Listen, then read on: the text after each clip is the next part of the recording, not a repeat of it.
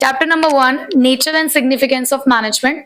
तो आज इसका हम लोग क्या करने वाले हैं, वन शॉट यानी कि फर्स्ट चैप्टर को हम एक ही बारी में आज निपटाने वाले हैं। ऑलरेडी इसको डिटेल में हम लोग पढ़ चुके हैं, आज इसका फटाफट से हम क्विक रिवीजन करते हैं। ठीक है, तो सबसे पहले चैप्टर का नाम है nature and significance of management, यानी कि ये बताने वाला है हमें कहानी मैनेजमेंट की। तो सबसे पहले मैनेजमेंट से ही हम लोग फैमिलियर हो जाते हैं कि मैनेजमेंट क्या है। मैनेजमेंट एक प्रोसेस है। सबसे पहली बात जो आपको इसके अंदर ध्यान रखनी है कि मैनेजमेंट सिर्फ एक प्रोसेस है, और जब भी हम प्रोसेस की बात करते हैं तो प्रोसेस कोई इंडिविजुअल चीज नहीं होती है। प्रोसेस के अंदर बहुत सारे फंक्शंस होते हैं, यानी कि बहुत सारी ऐसी एक्टिविटीज होती है जो आपको परफॉर्म करनी पड़ती है उस प्रोसेस को कंप्लीट करने के लिए। ठीक है, सो मैनेजमेंट के लिए जो सबसे पहला मेन वर्ड है कि that it is a process. अब ये प्रोसेस किस चीज की है, of working with and through others, यानी कि जहां पर हम खुद भी काम करते हैं और किसी और से काम करवाते भी हैं। अगर मैं एक मैनेजमेंट के अंदर हूं, आप कहते हो ना मैनेजमेंट में है, सो मैनेजमेंट कुछ नहीं है। मैनेजमेंट तो क्या है कि एक प्रोसेस है जो आप अपने ऑर्गेनाइजेशन में फॉलो कर रहे होते हो अपने काम को करते हुए। तो हम ये कहेंगे कि जब हम मैनेजमेंट के अंदर काम कर रहे होते हैं, जब हम किसी ऑर्गेनाइजेशन में काम कर रहे होते हैं, तो ऐसा नहीं है कि अगर मैं सीईओ तो मुझे कोई काम नहीं करना है। अगर मैं किसी कंपनी की सीईओ भी होंगी तो मुझे खुद भी काम करना पड़ेगा, प्लस मुझे लोगों से काम करवाना भी पड़ेगा। तो इसीलिए मैनेजमेंट को कहा गया that it is the process of working with और थ्रू अदर्स। क्या कर रहे हैं लेकिन हम यहाँ पे, to effectively achieve the organisational objective, क्योंकि हमें यहाँ पे अपने ऑर्गेनाइजेशनल ऑब्जेक्टिव्स को इफेक्टिवली अचीव करना है। अब ये इफेक्टिवली क्या होता है, दूसरा मेन वर्ड निकल कर आया, इफेक्टिवली। इफेक्टिवली का मतलब होता है डूइंग द राइट टास्क, सही काम करना है, completing the activities on time, सही टाइम पे करना है, एंड अचीविंग द गोल्स। काम हम किस लिए कर रहे हैं, क्योंकि हमें गोल्स अचीव करने हैं, बट वो गोल्स अगर सही तरीके से करते हुए हम सही समय पे कर दें, मेन वर्ड है यहाँ पे टाइम। अगर टाइमली हम अपने गोल्स को अचीव कर लें तो वो इफेक्टिवनेस कहलाता है। बट वहीं पे अगर हम बात करें अगर इसके आगे चल के कि by efficiently using the limited resources, तो तीसरा वर्ड निकल कर आया एफिशिएंटली। तो एफिशिएंटली का मतलब क्या है, डूइंग द टास्क करेक्टली। आप देखो यहां लिखा है हमने डूइंग द राइट टास्क, सही काम करना, डूइंग द टास्क करेक्टली, सही तरीके से करना, विद मिनिमम कॉस्ट। और इस तरीके से करना है कि कॉस्ट कैसी आए, मिनिमम आए। काम हम सभी लोग कर रहे हैं, ऐसा होता है कई बार कि दो लोग सेम काम कर रहे हैं, बट एक जो है वो बहुत ज्यादा समय लगा के काम कर रहा है, एक कम समय में काम कर रहा है और कम कॉस्ट पे भी काम कर रहा है। तो फर्क होता है, काम करने में फर्क होता है। तो वो ये कह रहे हैं कि आपको काम सही तरीके से भी करना है और सही भी करना है और मिनिमम कॉस्ट के साथ करना है। तो जहां कॉस्ट की बात आती है वहां एफिशिएंसी होता है, जहां टाइम की बात होती है वहां इफेक्टिवनेस होता है, लेकिन काम आपको दोनों में ही पूरा करना होगा, गोल्स आपको दोनों में ही अचीव करने हैं। तो यहाँ पर मैनेजमेंट की प्रोसेस क्या कहती है फिर, कि मैनेजमेंट एक ऐसी प्रोसेस है जहां पे हम भी काम करेंगे, दूसरों से काम कराएंगे भी, और इफेक्टिवली अपने ऑर्गेनाइजेशनल गोल्स को अचीव करेंगे, यानी कि टाइम से सही तरीके से अपने गोल्स को अचीव करेंगे, लिमिटेड रिसोर्सेज यानी कि मिनिमम कॉस्ट के साथ। कैसे एनवायरमेंट में, बदलते एनवायरमेंट में। ठीक है, सो ये हो गई हमारी मैनेजमेंट, प्रोसेस, इफेक्टिवनेस और एफिशिएंसी। प्रोसेस समझ भी गए थे ना, प्रोसेस क्या है, the primary functions to get the thing done, यानी कि जो भी आप फंक्शंस यहाँ पे परफॉर्म कर रहे हो उन्हें हमें यहाँ पे क्या बोला, प्रोसेस। कितने फंक्शंस होते हैं मैनेजमेंट के, 5। यहाँ पे उन्हीं 5 फंक्शंस की बात हो रही है। कौन कौन से, planning, organising, staffing, directing and controlling. ठीक है, अब आते हैं फीचर्स ऑफ मैनेजमेंट। तो फीचर्स ऑफ मैनेजमेंट हमें ये बताएंगे that I am continuously growing for my passion, dreams and goals. ठीक है, जहां पर आई क्या है हमारे पास, इंटेंजिबल फोर्स। एम क्या है, मल्टी डायमेंशनल, और मल्टी डायमेंशनल में भी 3 चीजें आती हैं, management of work, management of people, management of operation. Continuously, continuous process. G है हमारे पास ग्रुप एक्टिविटी, पी है हमारे पास परवेसिव, डी है डायनामिक फंक्शन, और जी है गोल ओरिएंटेड। अब आई, इनटेंजिबल फोर्स क्या कहते हैं, क्या आप मैनेजमेंट को देख छू सकते हो, वो एक प्रोसेस है, आप उसे देख छू नहीं सकते, सिर्फ फील कर सकते हो। जैसे हम किसी रेस्टोरेंट में जाते हैं और वहां पर हम कहते हैं कि जब बहुत देर तक सामान नहीं आता है, आपको बहुत वेट करना पड़ता है, आप कहते हो यहाँ की सर्विस अच्छी नहीं है या यहाँ का मैनेजमेंट अच्छा नहीं है, कहते हो ना। दैट मीन्स आपने वो फील किया, कैसे, कि उनकी जो सर्विस थी वो सही नहीं चल रही थी। इससे ऐसी ऑर्गेनाइजेशन के अंदर भी मैनेजमेंट सही है या नहीं है, ये कैसे फील होता है, अगर गोल्स टाइम से अचीव ना हो, बहुत ज्यादा क्योस चलता रहता है ऑर्गेनाइजेशन में, यानी कि बहुत लड़ाई झगड़ा मतभेद चलते रहते हैं, एम्प्लॉयज खुश नहीं है, तो इन सब चीजों को देखकर हम ये कहते हैं कि मैनेजमेंट सही नहीं है। और अगर ये सब चीजें अच्छी चल रही है, इसका मतलब मैनेजमेंट अच्छा चल रहा है। मल्टी डायमेंशनल है, कैसे? 3 चीजें हैं। सबसे पहला है मैनेजमेंट ऑफ वर्क, यानी कि आपको ये देखना है कि काम करना क्या है। अगर आपने मैनेजमेंट की प्रोसेस को शुरुआत किया है तो कोई काम के लिए ही किया होगा ना, कुछ तो आपके माइंड में एक सोच होगी ना कि ये मुझे काम करना है। तो सबसे पहले यहाँ पर आप डिसाइड करते हो कि आपको करना क्या है, आप उस चीज को मैनेज करोगे, ठीक है। उसके बाद मैनेजमेंट ऑफ पीपल, आपने ये सोच लिया ना कि आपको करना क्या है, कैसे कराना है, किससे कराओगे, लोगों से। किसी भी ऑर्गेनाइजेशन में लोगों को हैंडल करना ना सबसे बड़ी बात मानी जाती है, क्योंकि जो ह्यूमन रिसोर्सेज है वो किसी भी ऑर्गेनाइजेशन का एक बहुत इंपॉर्टेंट एसेट होते हैं, जिनको मैनेज करना इतना आसान नहीं है। तो 2 तरीके से मैनेज किया जाता है। कैसे? एक तो होता है dealing with the people individually, यानी कि आ जाओ साइड में, आ जाओ साइड में, आ जाओ इंडिविजुअली, माँ बाप की सबकी प्रॉब्लम एक एक करके 1 to 1 सॉल्व करेंगे। दूसरा, dealing with the people as a group, एक ग्रुप में रहकर हम लोग सबके साथ डील कर रहे हैं, तो 2 तरीके से हमें अपने लोगों के साथ डील करना है। तीसरा, मैनेजमेंट ऑफ ऑपरेशन, आपने काम सोच लिया, लोग मैनेज कर लिए कि उनसे काम कराना कैसे है, उसके बाद आप काम कर रहे हो, आप ट्रांसलेट कर रहे हो इनपुट को आउटपुट में by using a production process, ठीक। थर्ड, कंटिन्यूस है, मैनेजमेंट कभी रुकेगा नहीं। मैनेजमेंट एक लगातार चलने वाली प्रोसेस है जो कभी भी रुकेगी नहीं। जब तक आपका ऑर्गेनाइजेशन चल रहा है, जब तक उसकी लाइफ है, तब तक मैनेजमेंट है। ग्रुप एक्टिविटी है, अकेला बंदा करता है क्या मैनेजमेंट? एक ही है क्या मैनेजमेंट में? नहीं, मैनेजमेंट में बहुत सारे लोग होते हैं, ग्रुप होता है पूरा, एक साथ मिलके लोग यहाँ पर काम करते हैं। लोगों के अलग अलग एफर्ट्स होते हैं, इंडिविजुअल एफर्ट्स होते हैं, जिसको एक साथ लेकर आया जाता है, ठीक। परवेसिव है, सब जगह है। एक मैनेजर जापान में क्या करता है, जर्मनी में क्या करता है, इंडिया में क्या करता है, काम करने का तरीका अलग हो सकता है, लेकिन काम सभी वही कर रहे हैं। क्या? Managing an enterprise. जिस तरीके से एक स्कूल को मैनेज किया जाता है, उसी तरीके से एक पेट्रोल पंप, एक हॉस्पिटल को मैनेज किया जाएगा। तो मैनेजमेंट को करने का तरीका अलग हो सकता है, लेकिन मैनेजमेंट की प्रोसेस सब जगह एक जैसी है, ठीक है। So management is all pervasive, जिसे हम क्या बोलते हैं, यूनिवर्सल है। डायनामिक, डायनामिक का मतलब होता है, मैं डायनामिक को बोलती हूँ गिरगिट। गिरगिट की प्रवृत्ति क्या होती है कि वो जहां बैठता है वैसा हो जाता है, उसी कलर का होता है ना। ये बिल्कुल ऐसा ही होता है मैनेजमेंट भी, कि जैसा हमारा बिजनेस एनवायरनमेंट है, हमें खुद को बदलना पड़ेगा। अगर हम समय के अनुसार नहीं बदलेंगे तो हम लंबे समय तक टिक नहीं सकते मार्केट में। हम सोचे हम अपने पुराने तरीके से बिजनेस को करते रहें तो नहीं चलेगा। आपके अपने पूरे ऑर्गेनाइजेशन को बदलना पड़ेगा, अडेप्ट करना पड़ेगा उन चेंजेस को जो ऑर्गेनाइजेशन में चल रहे हैं। गोल ओरिएंटेड है, बिना गोल के कोई मैनेजमेंट ही नहीं है। When there is a goal, then there will be a management. Goals are the basic reason for the existence of the management. कि अब देखो, आपने कोई एक फैक्ट्री ली है, तो उस फैक्ट्री को लेने के पीछे आपका कोई कारण होगा, क्यों लिया आपने। एक फैक्ट्री के अंदर प्रोडक्ट को प्रोड्यूस किया जाता है। हॉस्पिटल खोला गया तो भाई पेशेंट को ट्रीट करना है। स्कूल है, बच्चों को एजुकेशन देनी है। तो यानी कि हर एक ऑर्गेनाइजेशन का अपने एक गोल है, जिसके लिए आपने उसको एस्टैब्लिश किया है, और इसलिए वहां पे मैनेजमेंट चल रहा है, ठीक है। डायनामिक का मतलब होता है चेंज, कि जैसे जैसे बिजनेस एनवायरनमेंट चेंज होगा, यानी कि आपके आसपास का माहौल चेंज होगा बिजनेस का, आपको खुद को बदलना होगा। आप एक मोबाइल फोन कंपनी हो, आप पहले कीपैड वाले फोन बनाते थे, अब आपने देखा कि एंड्रॉयड आए, आपने एंड्रॉयड बनाने शुरू कर दिए।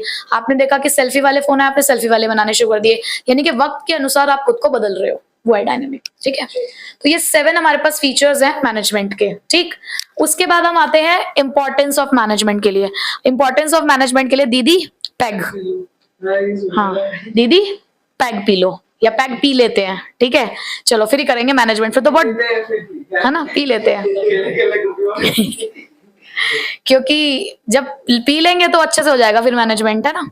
तो यहाँ पे हमारे पास 5 इंपॉर्टेंस है मैनेजमेंट की, जिसके अंदर सबसे पहले डी है डायनामिक के लिए, फिर ये डी है डेवलपमेंट के लिए, पी है पर्सनल के लिए, ई है एफिशिएंसी के लिए, और जी है हमारे ग्रुप गोल्स के लिए, ठीक है।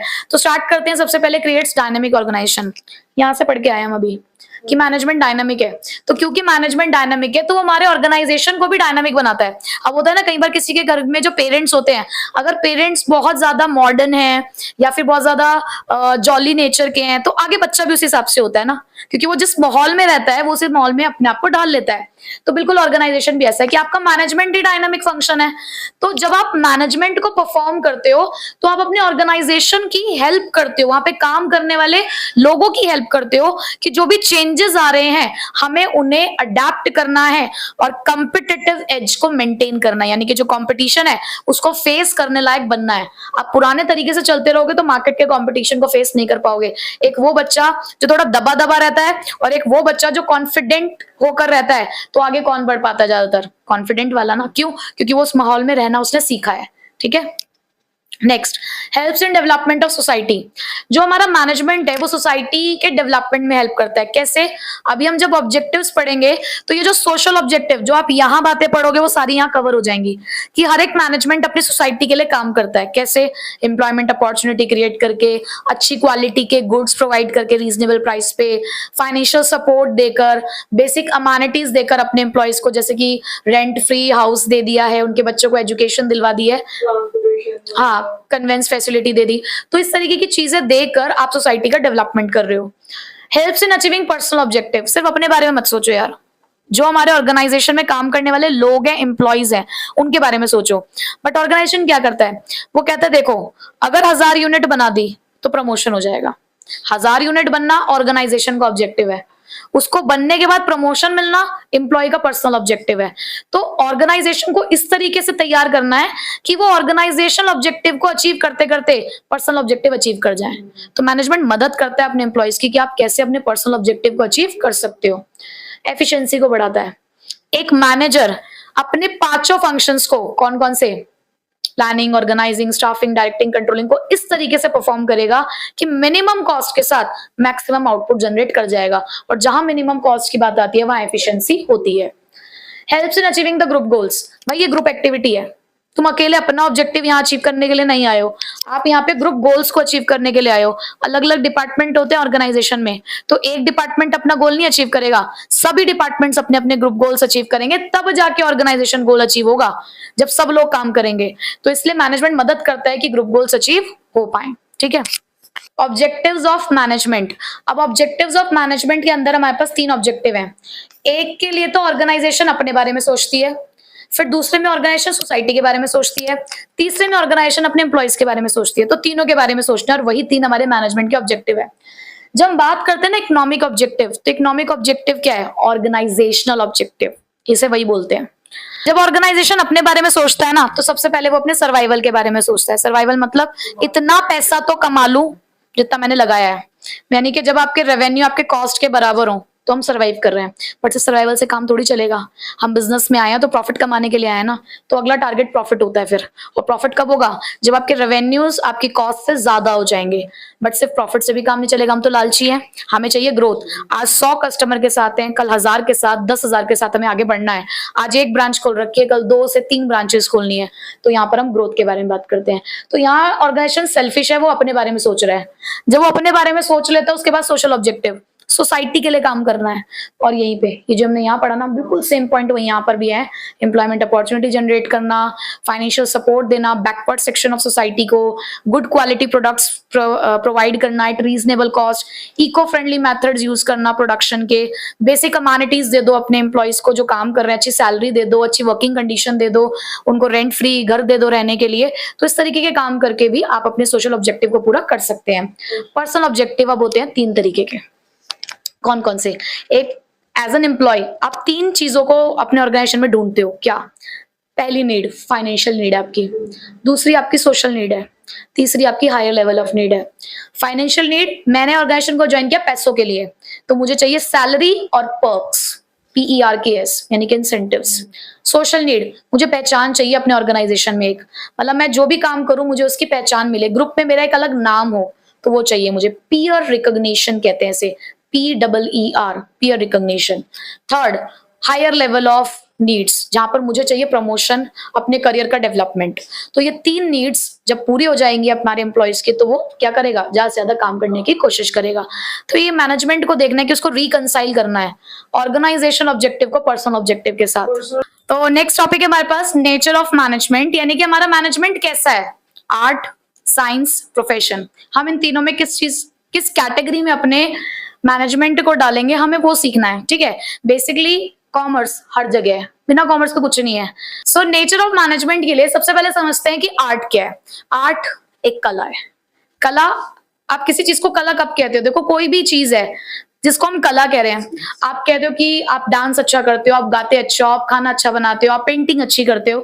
जब भी हम आर्ट बोलते हो तो आर्ट बच्चे ना ड्राइंग से रिलेट कर जाते हैं उसे, बट आर्ट सिर्फ एक ड्राइंग नहीं है। ये जितनी भी चीजें मैंने अभी बोली ना, एक पोएट है तो वो भी क्या है यार, वो उसकी भी आर्ट है, वो कला है। यानी कि इन सभी चीजों में एक चीज कॉमन है, स्किल्स। तो जब भी बात होती है स्किल्स की तो वो एक आर्ट है। तो अगर केस स्टडी में कभी ये क्वेश्चन आइडेंटिफाई करने के लिए आता है तो आपको स्किल्स ढूंढना है। अगर आपको स्किल्स मिल गए तो दैट मींस वो कॉन्सेप्ट किस चीज का है, आर्ट का है। ठीक है, अब किसी भी चीज को अगर हम आर्ट कहते हैं तो उसके अंदर ये 3 फीचर्स प्रेजेंट होते हैं। पहला, एग्जिस्टेंस ऑफ थ्योरेटिकल नॉलेज। जितनी भी आर्ट होती है उन सभी में थ्योरी भी होती है। अब आप ये मत सोचो कि कोई डांसर है तो उसके अंदर कोई थ्योरी नहीं है, उन्होंने भी पढ़ा होगा कभी, अगर उन्होंने प्रॉपर एक कोर्स करा होगा कोरियोग्राफी का तो उनको भी पढ़ा है, कोरियोग्राफर का, तो उन्होंने ये पढ़ा होगा कि भाई ये डांस फॉर्म्स कितने तरीके की हैं, कहाँ से आई हैं, पहले क्या होता था, अब क्या होता है, ये सब में है। आपके 12th क्लास में भी एक सब्जेक्ट है पेंटिंग और उसका पेपर होता है 30 मार्क्स का। तो क्या थ्योरी नहीं है उसमें? थ्योरी है उसमें भी। Second, personalised application. लेकिन हर पर्सन का अपनी आर्ट को डेमोन्स्ट्रेट करने का तरीका अलग अलग होता है। आज मैं गाना गाऊंगी, मैं अलग ही बेसुर लगाऊंगी, आपसे कहूंगी आप गाओ तो आप भी एक अलग बेसुरा सुर गाओगे। तो मतलब हम सभी अपनी अपनी आर्ट को अपने अपने तरीके से डेमोन्स्ट्रेट करेंगे। ठीक है, based on practice and creativity. एक जो सिंगर है वो बाथरूम सिंगर होता है सबसे पहले, है ना, यानी कि वो लगातार प्रैक्टिस कर रहा है और जितनी ज्यादा प्रैक्टिस करेगा भाई उतनी क्रिएटिविटी आएगी। अगर मैं भी आज पढ़ाना छोड़ दूं और मेरे को 5 साल बाद कोई कहे ना कि अब आप पढ़ाओ, तो भाई मुझे पढ़ना पड़ेगा पहले। 5 साल तक अगर मैंने अपनी इस आर्ट को इस्तेमाल नहीं किया तो मैं भी भूल जाऊंगी। तो प्रैक्टिस करूंगी लेकिन वो बढ़ती चली जाएगी। ठीक है, आर्ट के 3 फीचर हैं। अब मैं मैनेजमेंट की बात करूं तो क्या मैनेजमेंट में थ्योरेटिकल नॉलेज है तभी तो पढ़ रहे हैं, नहीं होते तो पढ़ना क्यों पड़ता है इतना सारा। तो मैनेजमेंट में तो है थ्योरेटिकल नॉलेज। पर्सनलाइज्ड एप्लीकेशन, हर एक मैनेजर जब मैनेजमेंट की प्रोसेस को परफॉर्म कर रहा होता है ना तो वो अलग अलग तरीके से करता है। मैंने अभी क्या बोला था आपको फीचर में कि एक मैनेजर क्या इंडिया में करता है, क्या जर्मनी में करता है, क्या जापान में करता है, वो अलग अलग हो सकता है लेकिन काम वही कर रहा है, यानी कि अलग अलग हो गया ना। तो हर एक मैनेजर बिजनेस प्रॉब्लम को अलग तरीके से सॉल्व करता है बेस्ड ऑन प्रैक्टिस। भाई वो डे टू डे क्या कर रहे हैं, प्रैक्टिस से तो कर रहे हैं। जब एक मैनेजर अपने ऑर्गेनाइजेशन में काम करता है, उसके सामने हर एक दिन एक नया चैलेंज आता है, तो वो प्रैक्टिस से तो कर रहा है और जैसे जैसे वो काम करता जा रहा है वो चीजों को सीखता जा रहा है। तो मुझे तो ये तीनों फीचर मैनेजमेंट में दिख रहे हैं। सो मैनेजमेंट इज आर्ट और नॉट? यस। सो इसको हम हरी झंडी दिखा देते हैं कि yes, management is an art. अब आते हैं साइंस पे। तो पहले साइंस को समझें। जब बच्चों से पूछा जाता है what is science, science is a subject, science is a stream, but नहीं, किसी भी चीज को अगर हम साइंस कह रहे हैं तो साइंस होता है सिस्टमैटिकली। साइंस हर चीज को प्रूफ करता है। अगर आप कहते हो कि ये लॉ है तो उस लॉ को लेबोरेटरीज में या फिर डिफरेंट कंडीशन में टेस्ट किया गया है, उसके ऊपर आउटकम्स निकाले गए हैं अलग अलग जगह पे और सब जगह आउटकम सेम निकला है। तो साइंस ने हमें बहुत सारी चीजें बताई हैं। तो साइंस क्या है? एक systematised body of knowledge that explains certain general truth और लॉज, जो हमें सच्चाई बताता है कि क्या है। अब साइंस के फीचर्स क्या है? पहला तो हमने पढ़ ही लिया, सिस्टमेटाइज्ड बॉडी ऑफ नॉलेज है। क्यों? यहां है कॉज और इफेक्ट रिलेशनशिप। तुम्हारा एक बहुत प्यारा रिश्ता था किसी के साथ, ठीक है, दिल टूटा, तुम डिप्रेशन में गए। दिल टूटना is cause, depression is effect. तो यहां भी साइंस है, देखो कि कॉमर्स और साइंस का मेलजोल हुआ था ऐसा। ठीक है, तो साइंस के ना हर एक चीज में कॉज एंड इफेक्ट रिलेशनशिप होता है। दूसरा, principle based on experiment and observation. Science की हर एक चीज एक्सपेरिमेंट्स और ऑब्जर्वेशन पे बेस्ड होती है। साइंस की अपनी एक वोकैबुलरी होती है। यूनिवर्सल वैलिडिटी, क्या जो साइंस हम पढ़ रहे हैं इंडिया के अंदर, क्या जापान के बच्चे कुछ अलग साइंस पढ़ रहे होंगे? जो लॉ हम पढ़ रहे हैं ना, लॉ बदले नहीं है, वो सब जगह सेम ही पढ़ाए जा रहे हैं और सबका इफेक्ट सब जगह पर सेम होता है। तो हर जगह इसको अपनाया जाता है, हर जगह इसकी वैलिडिटी है। अब मैं मैनेजमेंट की बात करूं तो क्या मैनेजमेंट भी सिस्टमेटाइज्ड बॉडी ऑफ नॉलेज है? क्या मैनेजमेंट में भी कॉज और इफेक्ट है? बिल्कुल है। एक प्रिंसिपल है डिवीजन ऑफ वर्क, बहुत सस्ता सा प्रिंसिपल बता रही हूं। काम को अगर बांटोगे सही तरीके से लोगों के स्किल्स के अकॉर्डिंग तो स्पेशलाइजेशन मिलेगा। काम को बांटना इज कॉज और उससे मिलने वाली स्पेशलाइजेशन इज इफेक्ट। तो मैनेजमेंट के अंदर भी कॉज और इफेक्ट रिलेशनशिप होता है। तो पहला फीचर तो है। दूसरा, क्या मैनेजमेंट प्रिंसिपल्स को भी टेस्ट के बेसिस पे इवॉल्व किया गया? यस। हमारे जो 2 महान लोग हैं जिनके बारे में अगले चैप्टर में हम पढ़ेंगे, फेयोल और टेलर, उन लोगों ने भी ना रातों रात डेवलप नहीं करे थे प्रिंसिपल्स। उन्होंने भी कुछ ऑब्जर्वेशंस किया, अलग अलग ऑर्गेनाइजेशन में गए, तब जाके एक आउटकम निकल कर आया। But there is a problem. Science के हर एक चीज का जो रिजल्ट था वो कॉमन था हर जगह पर, बट ऐसा मैनेजमेंट में नहीं हुआ। अगर मैंने डिवीजन ऑफ वर्क एक लार्ज ऑर्गेनाइजेशन में लगाया तो उसका इंपैक्ट मुझे वहां ज्यादा दिखा, वहां मुझे दिखा कि हाँ डिवीजन ऑफ वर्क से कुछ हुआ है।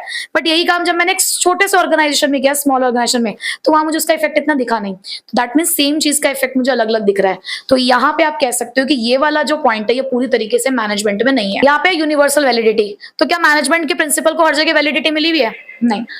क्योंकि यहाँ पे आउटकम सेम नहीं है, तो हम ये कह सकते हैं कि मैनेजमेंट प्रिंसिपल्स ना फ्लैक्सिबल होते हैं, यानी कि उनको आप बदल सकते हो एज पर द सिचुएशन। तो इसीलिए ये वाला जो हमारा क्राइटेरिया है वो भी हमें मैनेजमेंट देखने को नहीं मिलता। तो कंक्लूजन ये निकलता है कि मैनेजमेंट क्या प्योर साइंस है? नहीं। मैनेजमेंट के लिए कहा गया that management is an inexact science, यानी कि ये साइंस से बहुत ज्यादा दूर भी नहीं है और साइंस के बहुत ज्यादा पास भी नहीं है। ये सॉफ्ट साइंस है। कैसी है? बड़ी सॉफ्ट सी है साइंस। ठीक है, ये बिल्कुल ऐसे आपकी फिजिक्स और केमिस्ट्री जैसी नहीं है, बट हाँ उसके जैसी कुछ कुछ चीजें इसके अंदर है। थर्ड, प्रोफेशन की बात करें, क्या मैनेजमेंट एक प्रोफेशन है? पहली बात तो प्रोफेशन क्या होता है? मैं कह दूं मैं आज डॉक्टर हूं, आप मान लेते हो? कोई भी आके कह दे आपको आप डॉक्टर, आप मान लोगे? जब आप किसी के क्लिनिक पे एंटर करते हो ना, आपका ध्यान उसके बोर्ड पे जाता है, आप देखते हो उसकी डिग्री देख के आप बताते हो ना कि ये एक डेंटिस्ट है, कार्डियोलॉजिस्ट है, ठीक है, डर्मेटोलॉजिस्ट है। कैसे? आप उसकी डिग्री देख रहे हो ना, यानी कि वो एक स्पेशल फील्ड में एंटर हुआ, उसने एक स्पेशल नॉलेज एक्वायर करी, तब आप उस चीज को प्रोफेशन कह रहे हो।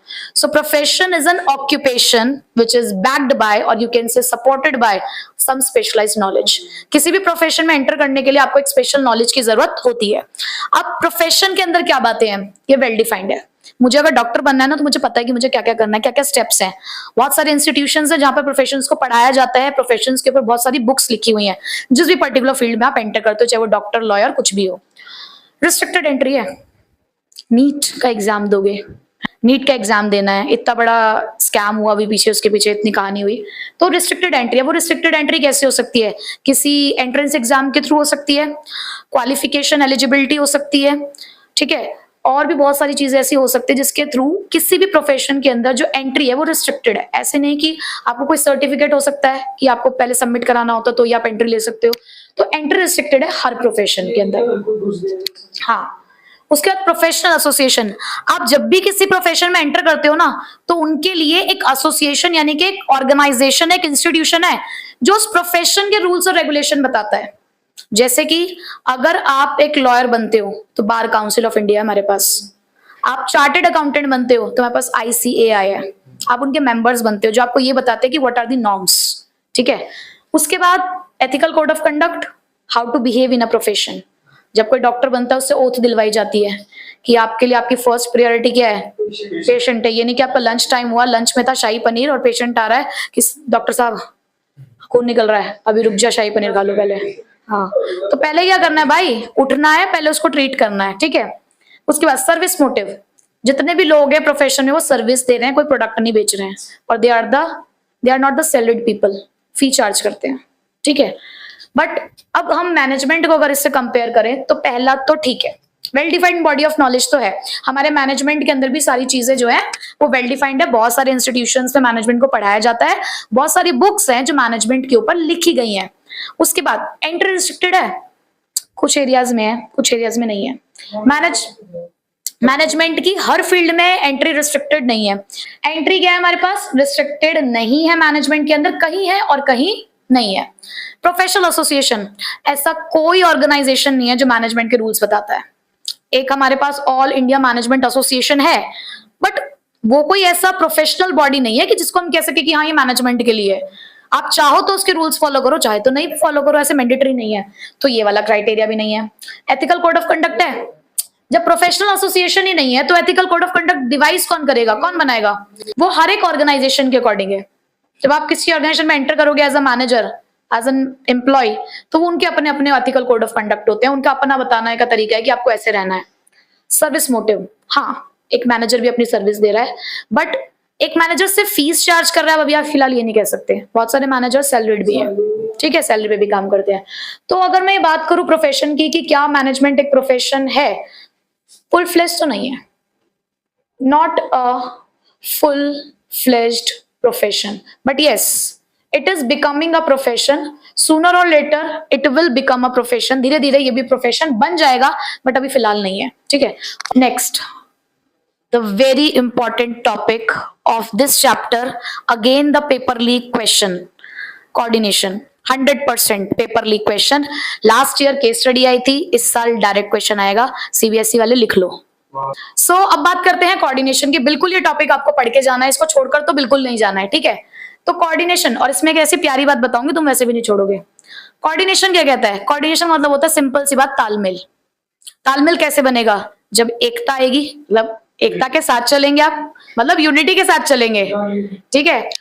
हार्मोनाइज करेंगे, हार्मोनाइज मतलब एक साथ चलना है, एक टाइम पर चलना है, यानी कि यार हम तुम साथ हैं पर तुम पहले भाग गए, दूसरे वाला पीछे भी चलता जा रहा है। मार्केटिंग डिपार्टमेंट वाले ने खूब बढ़िया तरीके से मार्केटिंग कर दी, रेडी है वो अपनी मार्केटिंग स्ट्रेटेजीज के साथ, सेल्स वाले भी काम कर ही रहे हैं, प्रोडक्शन वाले अपना काम कर रहे हैं। अरे भाई उनके साथ साथ चलना है, आपको एक साथ चलना है, एक टाइम पे चलना है और सिंक्रोनाइज करना है।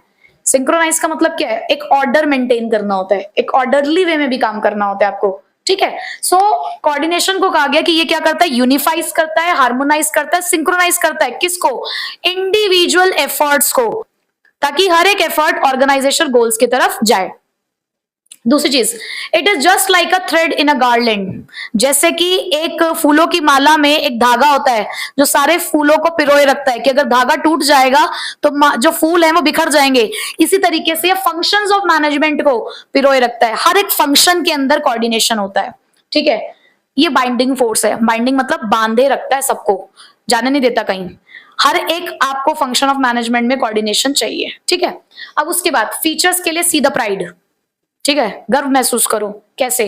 कॉन्टिन्यूस है ये, कोऑर्डिनेशन कभी खत्म नहीं होगा। आप काम करोगे, साथ चलोगे तो कोऑर्डिनेशन, तालमेल बनाए रखना है। उसके बाद पी है परवेसिव, कोऑर्डिनेशन हर लेवल पे काम करता है, हर जगह, बड़ा ऑर्गेनाइजेशन है, छोटा ऑर्गेनाइजेशन है, किसी भी तरीके का काम है, आपको कोऑर्डिनेशन की जरूरत पड़ेगी। रिस्पॉन्सिबिलिटी है हर एक मैनेजर की, एक टॉप लेवल वाला कोऑर्डिनेट करता है मिडिल लेवल के साथ, मिडिल लेवल वाला कोऑर्डिनेट करता है top as well as lower level के साथ। It integrates the group efforts, ये क्या करते हैं? सभी ग्रुप एफर्ट्स को एक साथ लेकर आते हैं, इंटीग्रेट करते हैं। इंटीग्रेट मतलब कि एक दूसरे में ये होता है ना, एक क्या बता देते हैं उसको, लिंक, एक लिंक बनाता है ये सभी ग्रुप एफर्ट्स के बीच में, कि देखो यार सबको एक साथ चलना है, तो सबके एफर्ट्स में भी कोऑर्डिनेशन चाहिए। डेलिब्रेट फंक्शन है, डेलिब्रेट मींस विलफुली, अपनी इच्छा से कोऑर्डिनेशन होता है। तालमेल ना अपनी इच्छा से ही किया जा सकता है। तो कोऑर्डिनेशन के साथ आता है कॉपरेशन। कोऑर्डिनेशन और कॉपरेशन दो अलग अलग चीजें हैं, बट दोनों हमें कैसे चाहिए? साथ में चाहिए, ठीक है। Ensures the unity of action, ये सभी के एक्शंस में भी यूनिटी लेकर आता है। ये देखता है कि यार जैसा हमने सोचा था वैसे हम काम कर रहे हैं, हम सभी काम कर रहे हैं, बट क्या हम सभी के काम में यूनिटी है? तो कोऑर्डिनेशन उस चीज को भी इंश्योर करता है, ठीक है। उसके बाद इंपॉर्टेंस के लिए SGF, सो मेनी गर्लफ्रेंड्स, तुम्हारी बहुत सारी गर्लफ्रेंड्स हैं, उनके बीच भी क्या चाहिए हमें? कोऑर्डिनेशन, ठीक है। वो देखिए ना कपिल शर्मा की, किस किस को प्यार करूं, एक ही फ्लोर में होती है फिर सारी, कोऑर्डिनेशन, फ्लैट में एक अलग अलग फ्लोर्स पे, तो भाई कोऑर्डिनेशन है, सो मेनी गर्लफ्रेंड्स, ठीक है। तो ऐसे हमारे पास स्पेशलाइजेशन। आज का जो जमाना है ना वो स्पेशलाइजेशन का जमाना है। हर किसी को चाहिए कि यार हमें तो बढ़िया तरीके से काम कराना, स्पेशलिस्ट से कराएंगे। तुम अपने घर में छोटी सी पार्टी भी करते हो ना, उसके लिए तुम्हें केटरर्स बुक करने होते हो, तो बढ़िया से बढ़िया ही ढूंढते हो ना स्पेशलिस्ट, क्योंकि उस काम में नहीं तो बैठ जाओ खुद ही हलवाई बन के, खुद हलवाई बन के तो नहीं बैठते ना, क्या करते हो? बाहर से एक स्पेशलाइजेशन वाला बंदा लेते हो। तो आज का जमाना स्पेशलाइजेशन का है। अब क्या होता है कि घर में ना सपोज करो कोई मीटिंग हो रही है और सारे तुमने बड़े बड़े बुजुर्ग बिठा दिए। अब सारे बुजुर्ग सोचते हैं कि यार हम तो बहुत ही एक्सपीरियंस वाले हैं, अब दादा कुछ कह रहे हैं, दादी नहीं मान रही, तुम्हारे कजन दादा बैठे हैं, वो बड़े वाले की नहीं मान रहे, छोटे वाले की नहीं मान रहे। क्यों? सबको लगता है कि यार हम सभी एक्सपर्ट हैं। अब जब उनके बीच में, उनके सजेशंस में, उनके डिस्कशन में जब तक यूनिटी नहीं आएगी, कोऑर्डिनेशन नहीं आएगा, तब तक ये घर का डिसीजन ही नहीं लिया जाएगा। म्यूजिक शो देखते हो, सारेगामापा जैसे डांसिंग शोज होते हैं, ऑडिशन होते हैं। अब उसमें एक कंटेस्टेंट को सिलेक्ट करने के पीछे का क्राइटेरिया क्या है? कि तीनों जजेस जो हैं जो एग्री करने चाहिए, तभी वो मुंबई आएगा। अब उसमें एक अड़ के बैठ जाता है, तो क्या डिसीजन ले पाएंगे? नहीं। सभी कहते हैं कि हम तो सारे स्पेशलिस्ट हैं अपने अपने फील्ड के अंदर। तो यही तो बात है कि यहाँ पर स्पेशलाइजेशन चाहिए, उन एक्सपर्ट्स, उन स्पेशलिस्ट के ओपिनियंस में, सजेशंस में, तभी ऑर्गेनाइजेशन में कोई डिसीजन लिया जाएगा। ग्रोथ इन साइज, कहानी तब खराब होती है जब लोग, भीड़ बढ़ती है, एक घर में सब कुछ बढ़िया तरीके से चल रहा था, न्यूक्लियर फैमिली, ज्वाइंट फैमिली, लड़ाई झगड़े ज्यादा कहाँ होते हैं? क्यों? लोग ज्यादा है ना। तो जब भी ऑर्गेनाइजेशन अपने साइज में बढ़ता है तब कोऑर्डिनेशन चाहिए, तालमेल चाहिए। क्यों? क्योंकि हर कोई एक अलग मेंटल स्टेट का है, उसका बिहेवियर अलग है, वैल्यू सिस्टम अलग है, क्वालिफिकेशन लेवल अलग है, कि अलग बैकग्राउंड से आया है, कल्चर अलग है, लैंग्वेज भी अलग हो सकती है। तो ऐसे में हमें चाहिए कोऑर्डिनेशन, ताकि ऑर्गेनाइजेशन के अंदर शांति बनी रहे। उसके बाद फंक्शनल डिफरेंशिएशन, एक ऑर्गेनाइजेशन में अलग अलग तरीके के फंक्शंस परफॉर्म होते हैं, तभी तो अलग अलग डिपार्टमेंट्स होते हैं, जैसे production, sales, marketing, human resource, research and development. अगर इन डिपार्टमेंट्स में कोऑर्डिनेशन नहीं होगा ना तो गोल अचीव नहीं होने वाला। प्रोडक्शन वाला जब तक बताएगा नहीं सेल्स वाले को कि क्या रेडी है, तब तक वो किस चीज की तैयारी करेगा। सेल्स वाला बताएगा नहीं कितनी यूनिट्स है, वो मार्केटिंग किस चीज की होगी। फाइनेंस वाला इनको पैसे नहीं देगा तो ये काम करेंगे कैसे। तो सबके बीच में क्या चाहिए? कोऑर्डिनेशन। तो इस तरीके से तीन इंपॉर्टेंस है हमारी, स्पेशलाइजेशन, ग्रोथ इन साइज और functional differentiation.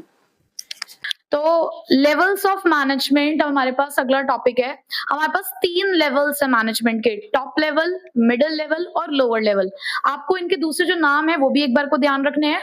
Top level administrative level के नाम से जाना जाता है, मिडिल लेवल तो मिडिल लेवल ही है, बट लोअर लेवल के हमारे पास दो और नाम है, जैसे कि ऑपरेशनल लेवल या सुपरवाइजरी लेवल। ठीक है, बेसिकली लेवल्स ऑफ मैनेजमेंट क्या है? जो अथॉरिटी और रिस्पॉन्सिबिलिटी के अकॉर्डिंग आपकी जॉब पोजिशन को अलग अलग लेवल्स में डिवाइड करता है।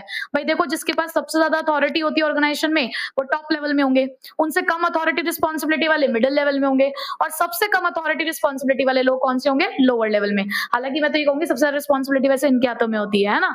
अब यहाँ पर डेजिग्नेशंस भी देख लेते हैं कि टॉप लेवल में कौन कौन से लोग होते हैं। हमारे जितने भी सीईओ, हमारा CEO chief executive officer, chief financial officer, chief operating officer, managing director, president, chairman, board of directors. तो ये सारे हमारे जो डेजिग्नेशंस हैं ये टॉप लेवल वाले हैं। मिडिल लेवल में कौन कौन लोग आते हैं? जितने भी डिविजनल हेड्स हैं, डिपार्टमेंटल मैनेजर्स हो गए, ये डिपार्टमेंटल हेड भी आप कह सकते हो, like production manager, sales manager, ये सब। और प्लांट सुपरिटेंडेंट, यानी कि जो बड़े बड़े प्लांट वाइज हमने अगर अपने फैक्ट्री को डिवाइड किया हुआ है तो हर एक प्लांट का हमने एक मैनेजर बनाया हुआ है, एक सुपरिटेंडेंट बनाया हुआ है। लोअर लेवल में आते हैं हमारे फॉरमैन, सुपरवाइजर्स और इंस्पेक्टर्स, और इनके अंडर काम करते हैं वर्कर्स। ठीक है, अब इनके फंक्शंस की मैं बात करूं तो टॉप लेवल के फंक्शंस के लिए be responsible for integrate, formulate, coordinate, analyse welfare of organisation, या फिर आप एक और शॉर्ट फॉर्म यहाँ पे याद कर सकते हो, इफ सी वॉर, जहां पर आई है हमारे पास इंटीग्रेट, एफ है फॉर्मुलेट, सी है कोऑर्डिनेट, डब्ल्यू है वेलफेयर, ए है हमारे पास एनालाइज और आर है हमारे पास रिस्पॉन्सिबल। तो जो टॉप लेवल होते हैं वो रिस्पॉन्सिबल होते हैं किस चीज के लिए? हमारे पूरे ओवरऑल बिजनेस की जो एक्टिविटीज होती हैं उसके लिए, प्लस उसका क्या इंपैक्ट पड़ता है हमारी सोसाइटी के ऊपर उसके लिए भी ये रिस्पॉन्सिबल होते हैं। ये इंटीग्रेट करते हैं डाइवर्स एलिमेंट्स के लिए। जितने भी हमारे ऑर्गेनाइजेशन के अंदर अलग अलग एलिमेंट्स होंगे उन सभी को आपस में क्या करना है? इंटीग्रेट करना है। तीसरा काम क्या है? कोऑर्डिनेट करेंगे। भाई अलग अलग डिपार्टमेंट अलग अलग तरीके से काम कर रहे हैं, बट उनमें तालमेल बनाना जरूरी है, क्योंकि एक दूसरे के साथ नहीं चलेंगे तो काम पूरा नहीं होगा।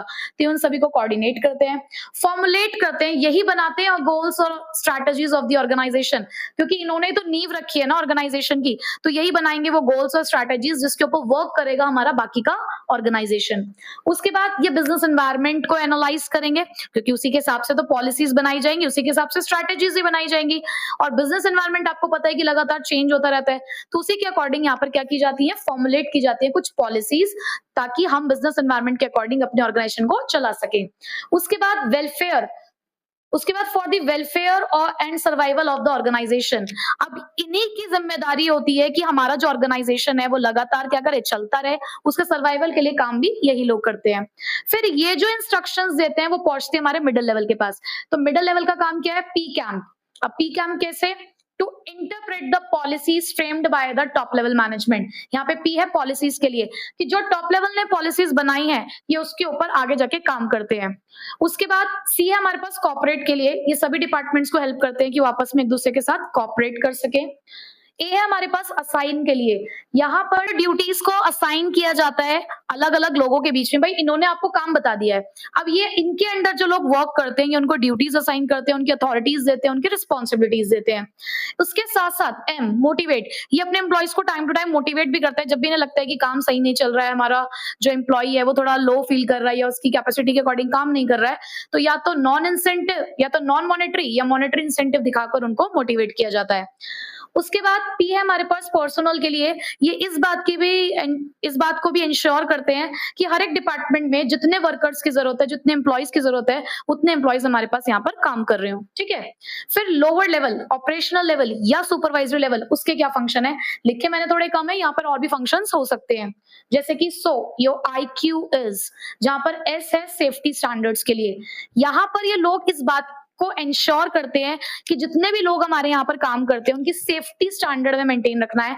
जैसे कि भाई अगर कोई ऐसा एरिया है जहां पर थोड़ी सी क्या कह सकते हो एक्सीडेंट होने के चांसेस हैं, तो उस एरिया को कवर करके रखना, फेंसिंग करा के रखना, प्रॉपर लाइटनिंग करा के रखना, इन सब चीजों का ये ध्यान रखते हैं। उसके बाद वर्कर्स के जो एफर्ट्स है एक्चुअली उनके ऊपर नजर रखने का काम इसी लेवल का होता है कि वर्कर हमारे क्या काम कर रहे हैं। ये इंटरेक्ट करते हैं, देखो ये लोग तो बड़े बड़े लोगों से बात कर रहे हैं, एक्चुअल में जो मेहनती है हमारा, मेहनत कर रहा है हमारे वर्कर, उनके साथ यही इंटरेक्ट कर रहे हैं और उन लोगों से काम भी यही करवाते हैं। उसके अलावा यहीं पे क्वालिटी ऑफ आउटपुट मेंटेन होगा, क्योंकि यही काम कर रहे हैं ना, तो ये इंश्योर करते हैं कि क्वालिटी ऑफ आउटपुट मेंटेन रहे, वेस्टेज जो हो वो मिनिमाइज रहे। कई बार क्या होता है, कुछ और पॉइंट्स भी आप सुन सकते हैं इसके साथ साथ, इन्हें कुछ ग्रीवियंसेस हैं, इनकी कोई कंप्लेंट्स हैं तो उनकी कंप्लेंट्स को भी यही लोग हैंडल करते हैं, कोई सजेशन है तो उन सजेशन को यही लोग सुनते हैं। तो ये सारा काम किसका होता है, हमारा सुपरवाइजरी लेवल का। ठीक है, हमने पूरा चैप्टर 1 पढ़ लिया है। सिर्फ 2 ऐसे टॉपिक है जो फिलहाल मैंने यहाँ पे आपके साथ डिस्कस नहीं किए। एक है एसेंस ऑफ कोऑर्डिनेशन, एसेंस का मतलब होता है कि कोऑर्डिनेशन हर जगह है, जैसे कि प्लानिंग के अंदर भी कोऑर्डिनेशन है, कैसे, ऑर्गेनाइजेशनल प्लान और डिपार्टमेंटल प्लान। ऑर्गेनाइजिंग में भी कोऑर्डिनेशन होना चाहिए, कैसे, between the authority and responsibility. Staffing में भी हमें कोऑर्डिनेशन चाहिए, कैसे, स्किल्स और जॉब के बीच में, कि आपके स्किल्स के, आपको काम क्या दिया गया है। डायरेक्टिंग में भी हमें कोऑर्डिनेशन चाहिए, किसके बीच में, बिटवीन द सुपीरियर और सबऑर्डिनेट। कंट्रोलिंग में हमें कोऑर्डिनेशन चाहिए बिटवीन द स्टैंडर्ड और एक्चुअल परफॉर्मेंस। तो ये बहुत लीस्ट इंपॉर्टेंट टॉपिक है, मतलब बहुत रेयर ही कभी पूछा तो पूछा, इससे मैं डिस्कस नहीं किया। फंक्शंस ऑफ मैनेजमेंट की बात करूं तो 5 है, वही planning, organising, staffing, directing, controlling. उसके ऊपर तो मैं पूरे चैप्टर्स ही पढ़ने हैं। प्लानिंग क्या है, थिंकिंग इन एडवांस। ऑर्गेनाइजिंग क्या है, अरेंजमेंट, यानी कि यहाँ पर हमने क्या किया, लोगों का ग्रुप बनाया है, उनको अथॉरिटी रिस्पॉन्सिबिलिटी सौंपी है। स्टाफिंग का मतलब क्या होता है, अपने ऑर्गेनाइजेशन में ह्यूमन रिसोर्स को मेंटेन करना, जिसमें बहुत सारे काम करते हैं हम। डायरेक्टिंग क्या होता है, जहां पर हम कमांड देते हैं, इंस्ट्रक्शन देते हैं, गाइड करते हैं, मोटिवेट करते हैं, कम्युनिकेट करते हैं अपने एम्प्लॉयज के साथ। कंट्रोलिंग क्या है, कि जो भी तुमने अब तक किया है अब उसको हमें देखने की बारी आई है, करेक्टिव एक्शन लेने की बारी आई है, ताकि नेक्स्ट प्लान अच्छे से हो। ठीक है, तो ये था हमारा पूरा चैप्टर नंबर 1। अब आपने इसको अच्छे से पढ़ना है, फिर सॉल्व करनी है इसकी केस स्टडीज। ठीक है।